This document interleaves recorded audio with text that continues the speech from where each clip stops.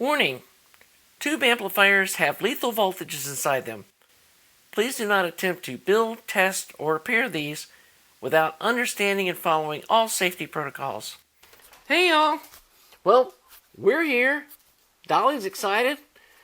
We've got a new R8 sitting in front of us.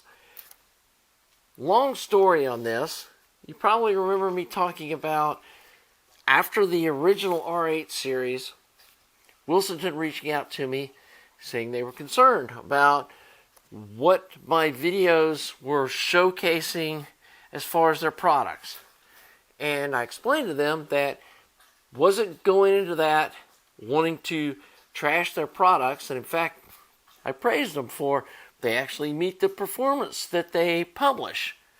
But then when we went inside, I saw some design issues, and I ran into some issues with the grounding scheme, and it was causing problems with my phono stage, as well as my friend was telling me the same thing. The amp came to me because one of the tubes red plated, and the bias pot must have gone open, and there's no safety resistor to keep the bias there and in place if the pot fails. Which, if you've seen my KT120 series, I actually did a whole video just on bias supply design and how to avoid that problem. And after explaining all this stuff to him, about a week later, he got back to me and said, yeah, I talked with my technicians. We agree there's some issues, and we want to get them resolved. And if we go through this amp design, and this should basically be an R8 Mark II that they sent me. It's not labeled any different, but that's what I'm going to call this video, is the R8 Mark II. And they're claiming that they did a lot of the improvements that I did in my video series and fixed some of the problems that I highlighted, especially on the bias pots and the bias boards. They've added some resistors there so that the circuit can't go open and the tubes just red plate and start blowing up stuff. Said that they've replaced some of the capacitors. They're using better quality resistors. And so this is going to be an unboxing into something that I'm not sure if these are now what's being production or if this is a special one. It'd be interesting to see when we open this thing up, some of you folks that have bought one of these more recently, if this is what they're selling now, which I hope it is an upgraded version. So that's kind of the background on that. Let's open this box up and see what's inside this thing. So, I know box opening videos are very popular, so let's hope this one is. And if it's like any of their other products that I've opened before, they're going to have a box inside a box, which is nice because, as you can see, the outside of this box is pretty beat up. This one was marked as being a KT88 version, and it was also marked 120 volts. So that's showing that this thing is made for the US market, and I've had pretty good luck of like flipping these kind of boxes over and then sliding out this inner box. Try to carefully get this one out of the way. Okay. And as you folks know that own these things, these are not light. So here's our same little paperwork. Shows, don't put the tubes in wrong. Here's a nicer manual that goes into, more instructions. This is more kind of a magazine format. This is nice. So here we have the remote control, which has got the volume. It's got the triode ultralinear button, got a mute button, and then a selector for your inputs. Remember, on the X7 MusiShare, you can't select the source from the remote, and it also has a switch for the triode ultralinear. The selector not being on the remote was a little bit of an irritant, but I actually prefer having the UL triode on a switch because most people are either going to like one or the other. And if you're an ultralinear fan, you're not going to be happy that every time you boot up the amp, you got to switch it to ultralinear. So here's where it shows where you put each one of the tubes. Here's your generic little power cords, fairly nice gauge one. I don't know what size the wires are. And then here's the amplifier itself. And probably should make a little spot here on the table. I'm not sure if they have the tubes in their sockets or if they're wrapped up inside the cage. Ugh. Man, these things are monster heavy. Okay. And I think we can get rid of that box now.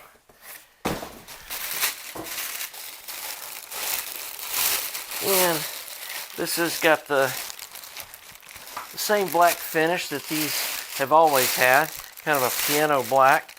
And honestly, I actually prefer the look of the R8 to the R300. This black really looks nice. That blue is kind of funky to me. And the other thing I don't like is that gold bezel they use on the power meter, where this one just has the black and the silver kind of matches the tubes, and it looks like all the tubes are installed and they just have this piece of foam holding them in place. So for you tube newbies, it comes with all the tubes installed. And this one comes with the, looks like the basic Wilsenton tubes like the other one came with. I think there's a version where you can get the Electro-Harmonix 6550 tubes. But again, get bias adjusters. You switch between the two different bias adjustments. Be interesting to see how closely matched these output tubes are. We're going to do some testing on that. And again, I don't really have a problem with these 6H8C driver tubes these come with. And even the 6SL7 tubes they use sound pretty good. It'll be interesting to see if they incorporated my modification on the voltage splitter or the voltage regulation tube where I split it between two channels. But we'll see that soon when we open this thing up. So let me grab a towel, kind of get all this area cleaned up, flip this thing over, take the bottom off, and see what we've got inside this thing. Okay, so here's what everybody was waiting to see, is what's inside this one and what are the changes that were made from the first generation one. And this one is absolutely different than the first one. Now, some of the things are wired the same, but we do have some improvements that we did ourselves on the mods to the first one. First thing that's pretty obvious is that funky 220, 240 volt, 120 volt switch thing with all that crazy wiring that was run across here, that's all gone.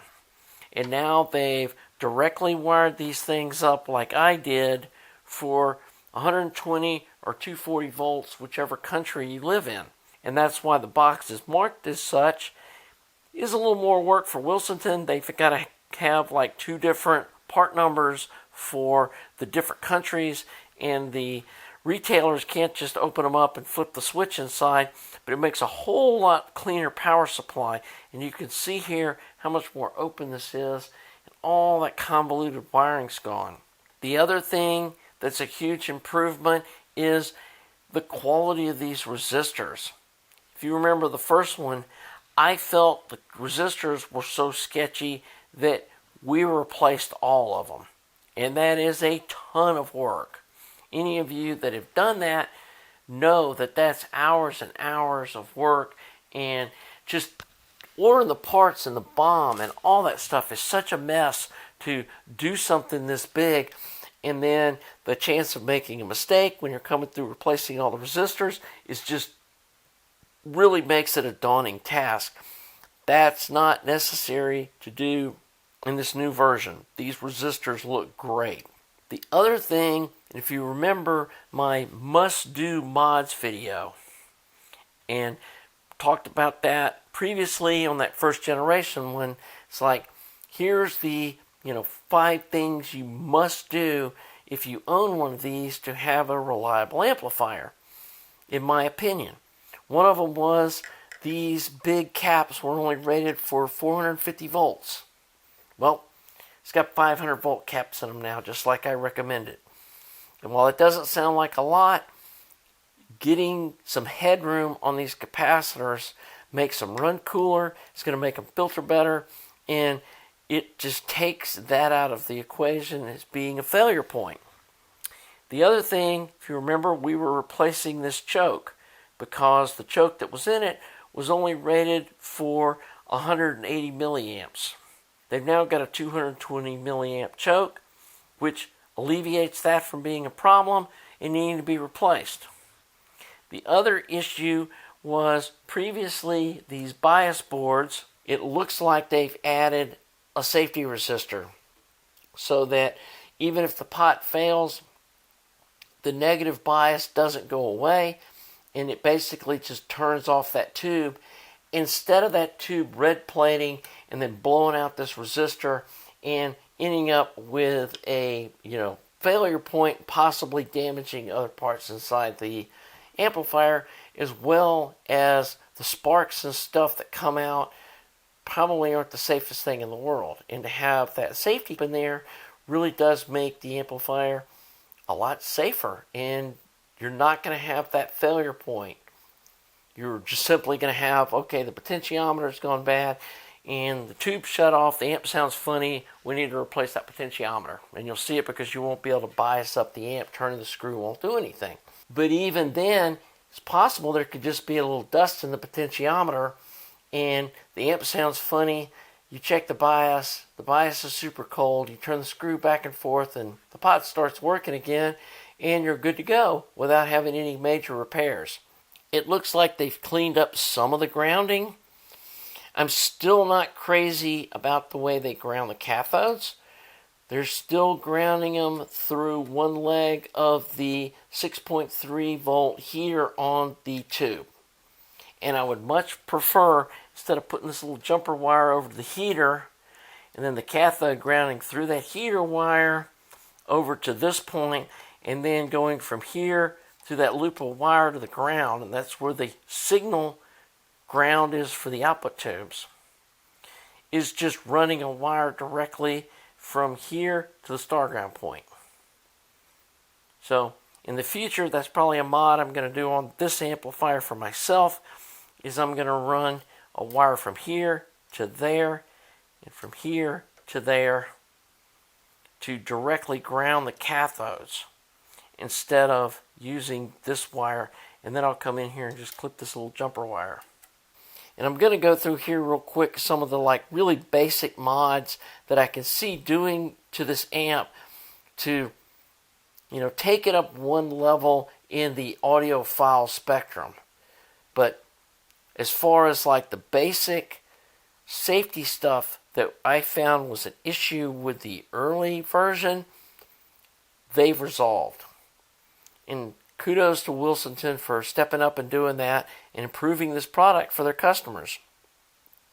So, I myself would never use an amplifier like this for a headphone use. And so, it's still got what I'm not crazy about. Let's see if I can get up here. I'm trying to keep the camera sort of zoomed in so it's easier to see some of this stuff. Headphone jack over here. We have the wiring for the headphone jack coming down all the way down the side of the amp and around the back of the amp to the speaker jacks. and the negative signal is going back and forth by all these heater wires that come up to the front end of the amp. They're all just kind of bundled together, and that's not really a best design practice. And I get that, they've probably got a real process for building these things, and they didn't want to change too much of it from one version to another. And consumers are going to want a headphone jack. But I don't want one, so I'm going to be removing all this headphone jack wiring, and then here in the back of the amp, we're going to connect the output transformer grounds directly to the speaker jacks. And the same thing over on this side, and then we'll probably just run some short ground wires from here down to there to ground the outputs. I want to look at how this grounding is all done, and we may change a little bit of that in my own personal amp. I don't think it's absolutely necessary, but I do want to test this amp with my phono stage that I was having. I'm not sure if y'all watched the earlier video. I was having some weird issues with the phono stage and turntable grounding, picking up radio signals that none of my other amplifiers was doing, and it turned out to be some grounding issues. And so I want to see, before I touch anything, if that problem's resolved. And we also had another little weird issue with the volume control, that at half volume there was getting some pretty minor but audible hum from the volume pot at half volume, and it would go away when you turn it down and when you turn it all the way up. And that was related to some of the grounding stuff over here with the input jacks. And I do want to see if that's been resolved, because that would be nice if they've got that fixed. So the other thing that they didn't do was the split rail power off this center 6S and 7, which is a very subtle change in the way it sounds, but I think it was definitely an improvement, and I think there was only one resistor added to split the power rail up like that. So I'm probably going to do that in this amp as a simple mod, and I'll show you how to do that. And that way each channel of the front end driver tubes is running off of a separate triode off this center 6S and 7, which makes it act more like a pair of monoblocks in the same chassis as far as the front end signaling, and should help the channel separation. These two caps are rated at 450 volts, and if I remember correctly, that this voltage spikes up to close to 500 on power up. It was one of my concerns with these larger caps in the back, and if that's still the case, not a huge deal to replace these, nor leaving them in place isn't really a huge concern either. Most of these kind of caps do have an on startup kind of voltage reserve rating, and so it's not a huge concern. But if I'm in here soldering around, and I think I've got some 500 volt caps that I could pop into that position while I'm working on it. The other thing that I'm likely going to do on my personal one here is I'm going to change out these coupling caps, because I like the way Mundorf caps sound. Plus, I want to kind of reverse engineer these new bias boards and make sure that they do have a safety cap and maybe some of the values of these resistors, and see if all that makes sense. Otherwise, besides some of these really basic grounding changes, I'm just so relieved to see they've got nice resistors in here, so that just 8 or 10 hours worth of work isn't required, and that they fixed at least the basic kind of things that I noted the first time around needed to be done. You don't need to do them anymore. This amp should be able to be used just like it is for years and not have any problems. And so, I know I've probably said this a couple times in the video already. I'll say it again. Kudos to Wilsenton for listening to me and maybe some other users on the issues that people were seeing inside these things, and upgrading this product to make a better product for their customers. And to me, that's a sign of a really good company, that they don't just keep doing things the same way. especially if they realize that, hey, maybe we should have done things a little differently here, and then they upgrade their products. And hopefully they'll, start calling these things like a R8 MkII, so that people can rest assured that the one they're buying is not some old product in the pipeline and they're actually getting this new upgraded one. So I think that kind of covers what I'm seeing in here kind of at first look. Again, I'm going to just put the bottom back on it without touching anything. Going to bias this thing up and listen to it for a while and see what I think. And I'll be back in a future video. And I think this is a great place to wrap up this video. Well, I have to say, this is a massive improvement from the first one I worked on. Looking in here and seeing that they've put high quality resistors in here, and while they may not have redone everything like the way I did it with this tag strip and stuff, and I didn't expect that to happen, they do seem to have cleaned up some of this grounding stuff. They definitely got rid of this weird power switch mess that was all over here. They've put in 500 volt caps. They put in a bigger choke. Looks like there's safety resistors in the bias pots. I'm going to get into that when I pull these boards out to do, some changes. I'm going to probably put some different coupling caps in, but that's clearly not, necessary. And like on my earlier review of this amp, I had here's must-do stuff. Here's stuff that if you're going to use this amp and it be reliable and not have any issues, you need to change all of these parts. And there was a little short list of stuff that you needed to do, and that's no longer necessary. And I'm going to do that myself. I'm going to put the bottom back on this thing without touching any of this stuff. We're going to hook it up, bias up the tubes, check all that stuff out, and play this thing for a while and listen to it. Maybe live with it for about a month. And then see what this thing sounds like. See if I see any more of the hum stuff that I saw in the early one, that I had issues with my photo stage and grounding. I don't know if you remember that stuff, and picking up radio stations that turned out to be some grounding issues inside this amp. I'm going to give them the benefit that they fixed that stuff. And then there was a weird little half volume hum that went away when you turned it one with the other. See if that's still there or not. I'm going to leave the headphone wiring and all that stuff in it to start with. And then after we've lived with this for a while, come back, do another little mini review of my impressions, what this thing's like out of the box, with the tubes it comes with, and then maybe rolling in some KT88-Zs and some different driver tubes, and maybe see if I can come up with, I hope there's some new production tubes that I can roll into this thing that are maybe an improvement that aren't going to cost an arm and a leg, and you don't have to play the, searching eBay trying to find some 50-year-old tubes to put in to sound good. Because I know on the Music Share I was able to find some gold lions and some electroharmonic gold pins that you can buy new that really sound nice, and you don't have to play the new old stock game.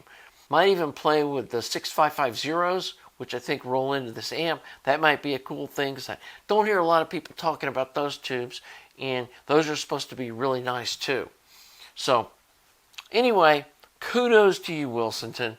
I know some people accuse me of just my channel existing to trash Wilsenton. That was never my case.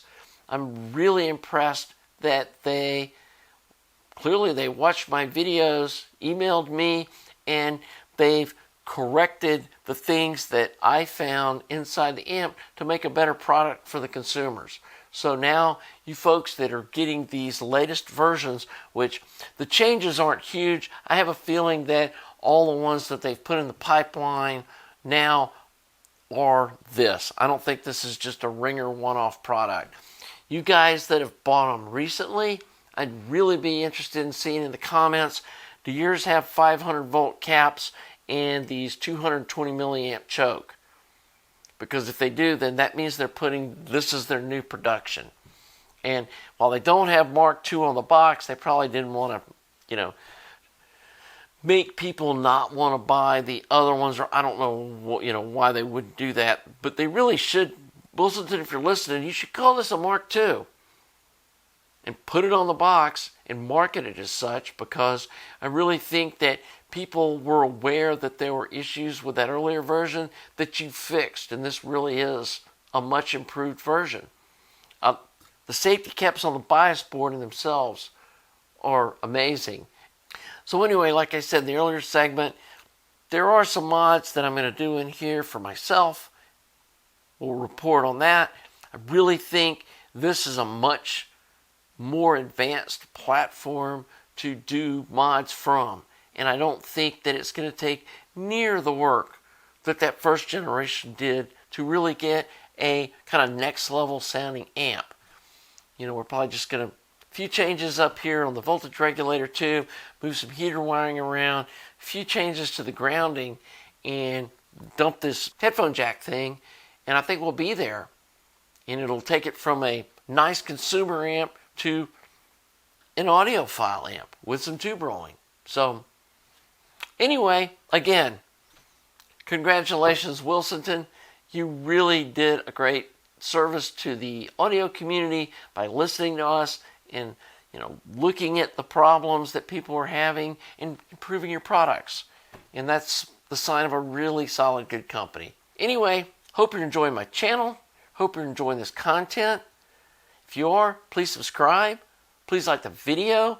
And we'll be reporting back in maybe a couple of weeks on kind of a review on what these sound like out of the box, what some basic tube rolling does to them, and then go into some much more easy to do mods to take this lamp to kind of the next level. So until then, have a nice day.